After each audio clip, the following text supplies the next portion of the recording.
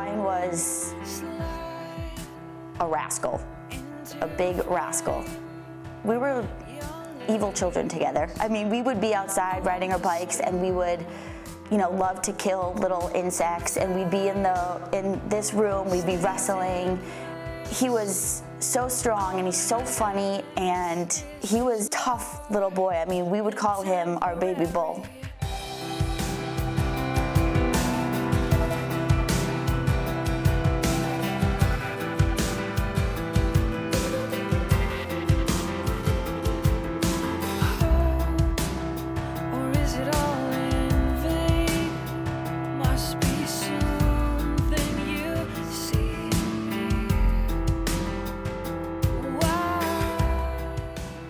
We could have, you know, gave up completely, and once he, you know, physically left this earth, we could have, you know, not done anything about it, but why? I mean, my parents went through so much struggle, whether it was emotionally, financially, and they don't want any other family to do that.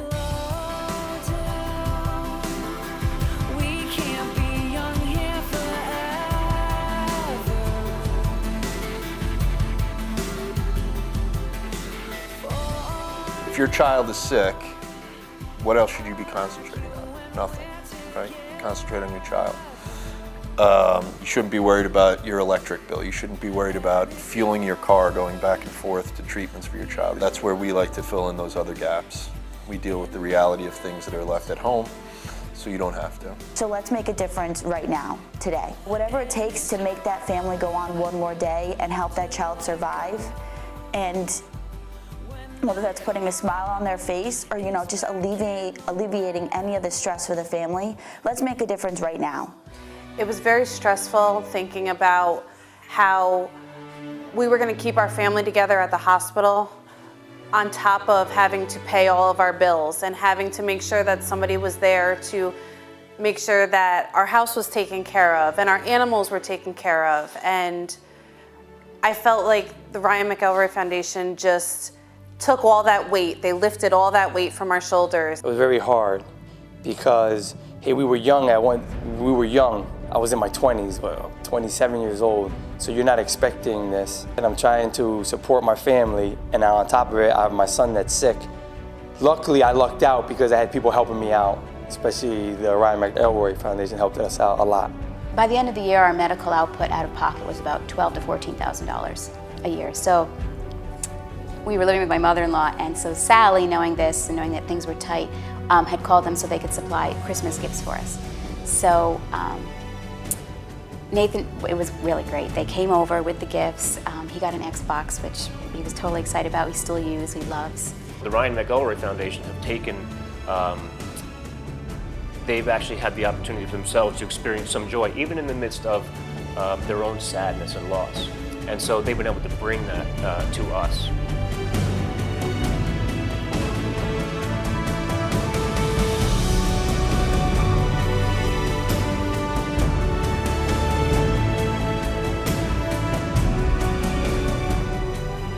The barn is beautiful. I mean, it's on acres of land, and you know, there's a pond and there's a grotto, and we could just take them away from that sterile element and just make them forget about it. You know, forget about what they're going through.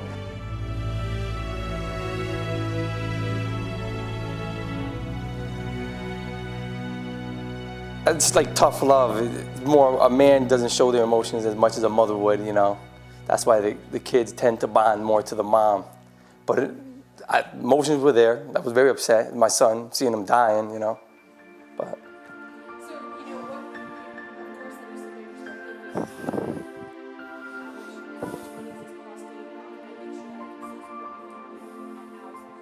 perspective. Talk about that impact on you as the. You need to take a break? Yes.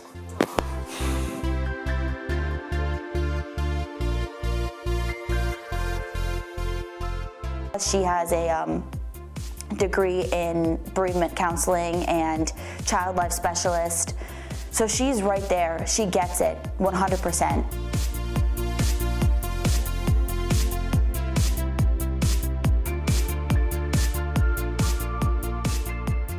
Bereavement and loss is not, you know, just when somebody dies. It's also just the process of losing other things in your life.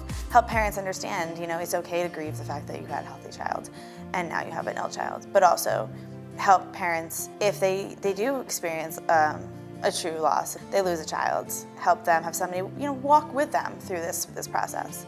I mean, it's never gonna get easier for any family, but if we can just alleviate some of that, I mean, that's amazing.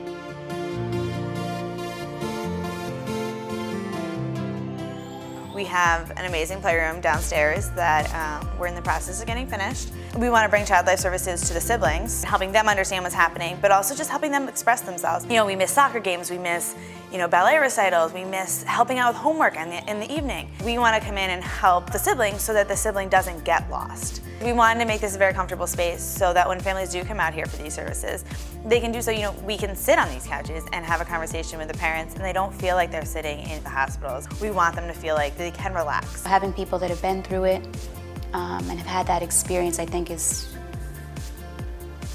what's absolutely necessary. If you look outside, we have this gorgeous space and we have a beautiful horse paddock. Myself and some people over at Lucky Orphan Horse Rescue are certified in EGALA, which is a model of equine therapy. We are going to bring horses and mini horses over. With the team from Lucky Orphan, we're going to work with those kids with horses.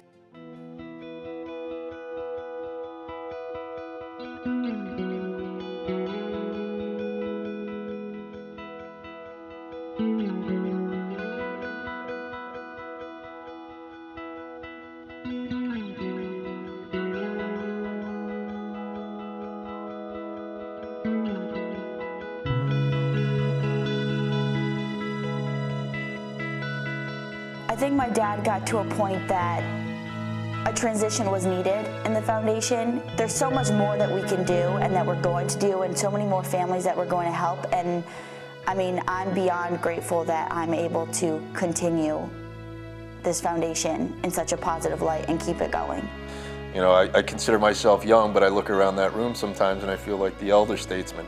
And they have the ability to, Traley, Corinne, the younger generation have the ability to take this to places where when we started it with a jar on top of the counter at the gym that we never thought it would end up.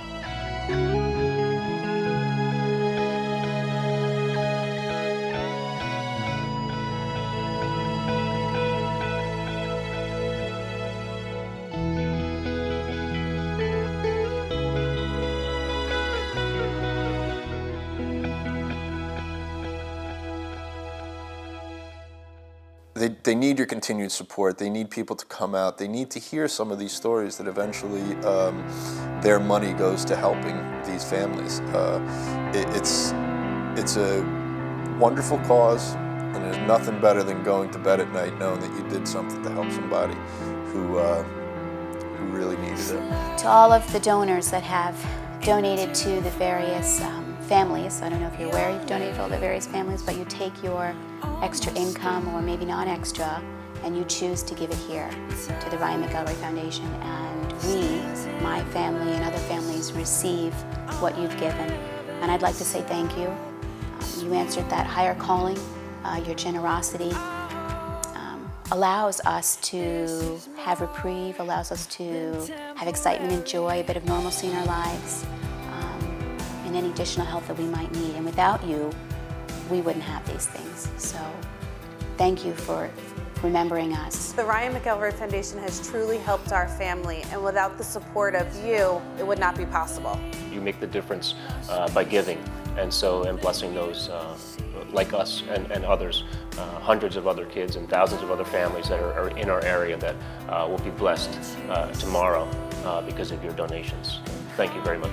Just keep on helping the foundation, help kids like me, if I can help it. That you need someone to hold you. Slow down. We can't be young here. Everything happens for a reason. God has a plan. So it stinks for us down here that, God had to take Ryan early, but so much good has come out of it, and I just want to thank my parents for always, not only creating the foundation, but always being there, being the best parents to Ryan and I, and for what they do every day and what they've done with this organization it's almost like unthinkable. I don't think they realize how much they've done and how much they've taught me. They're just amazing people and parents, and Ryan and I love them so much. I guess that I need someone to hold to.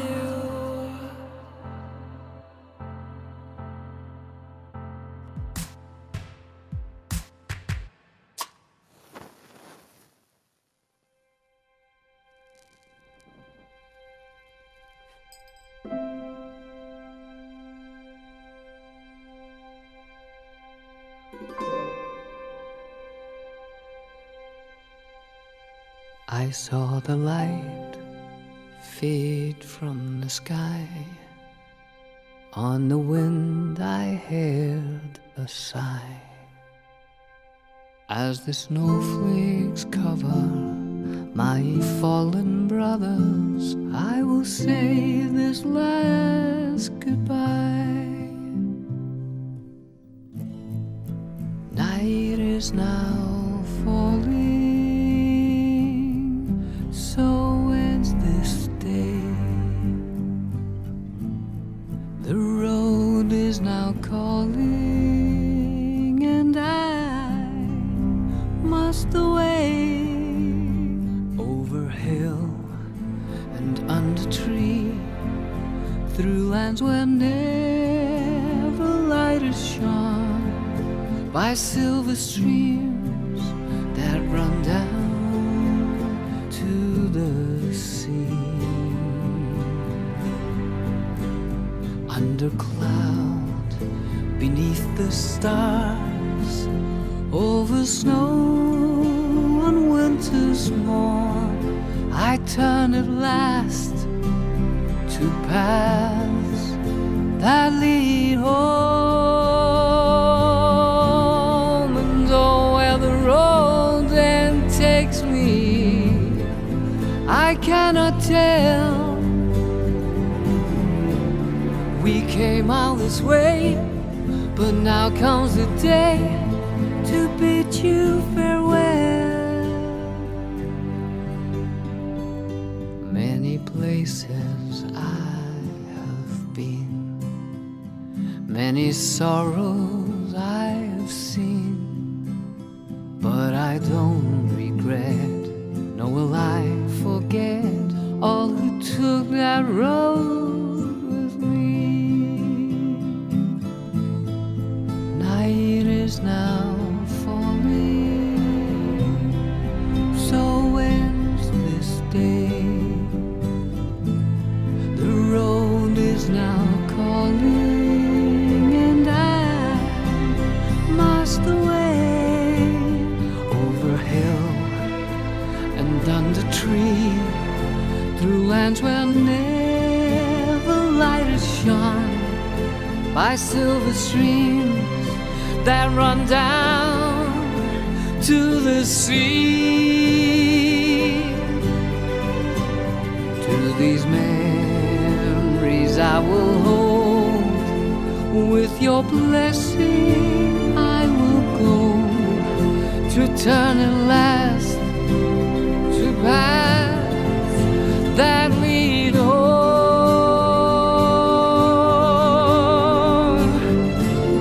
And oh, where the road then takes me, I cannot tell.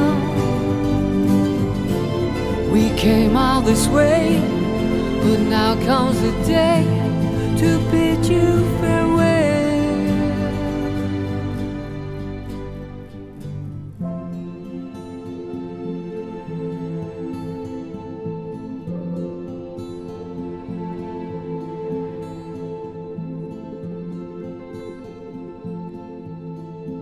I bid you all a very fond farewell.